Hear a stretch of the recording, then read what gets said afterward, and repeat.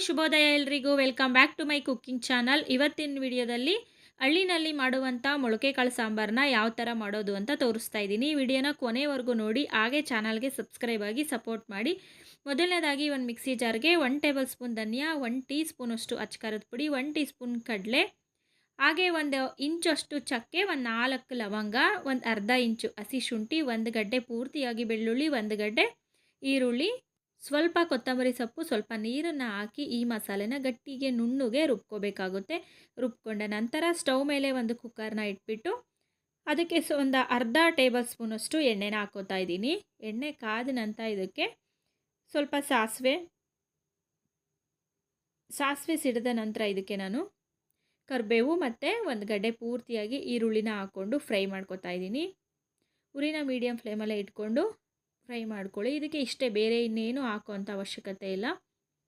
ಈರುಳ್ಳಿ ಸ್ವಲ್ಪ ಚೆನ್ನಾಗಿ ಫ್ರೈ ಆದ ನಂತರ ನಾನಿಲ್ಲಿ 1 ಕಪ್ಪಷ್ಟು ಫ್ರೆಶ್ ಆಗಿ ಮೊಳಕೆ ಬಂದಿರುವಂಥ ಮೊಳಕೆ ಕಾಳು, 1 ಟೇಬಲ್ ಸ್ಪೂನ್ ಕಡಲೆ ಬೀಜನ ನೆನೆಸಿಟ್ಕೊಂಡಿದ್ದೆ ಒಂದು 2-3 ಗಂಟೆಗಳ ಕಾಲ. ಆ ಕಡಲೆ ಬೀಜ, ಒಂದೇ ಒಂದು ಆಲೂಗಡ್ಡೆನ ಹಾಕೋತಾ ಇದ್ದೀನಿ.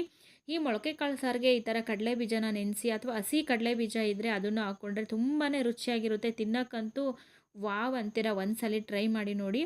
ಹಾಗೆ ಒಂದು ಅರ್ಧ ಟೀ ಸ್ಪೂನಷ್ಟು ಅರಿಶಿನ, ಹಾಗೆ ಕಲ್ಲುಪ್ಪು, ರುಚಿಗೆ ತಕ್ಕಷ್ಟು ಕಲ್ಲುಪ್ಪನ್ನು ಹಾಕ್ತಾಯಿದ್ದೀನಿ.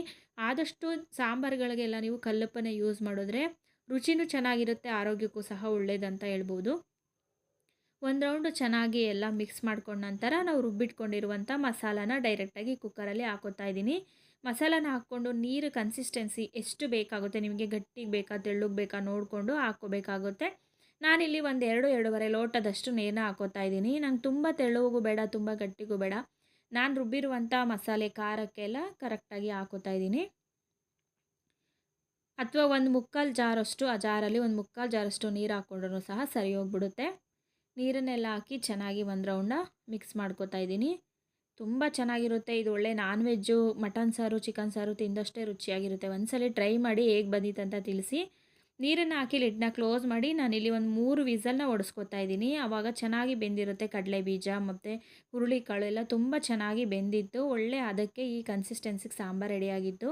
ಅಷ್ಟರಲ್ಲಿ ಬಿಸಿ ಬಿಸಿ ರಾಗಿ ಮುದ್ದೆ ಜೊತೆಗೆ ಈ ಮೊಳಕೆ ಕಾಳು ಸಾಂಬಾರನ್ನ ಹಾಕ್ಕೊಂಡು ತಿಂತಾ ಇದ್ದರೆ, ಸ್ವಲ್ಪ ತುಪ್ಪ ಹಾಕ್ಕೊಂಡ್ರಂತೂ ಅದ್ರ ಮಜಾನೇ ಬೇರೆ.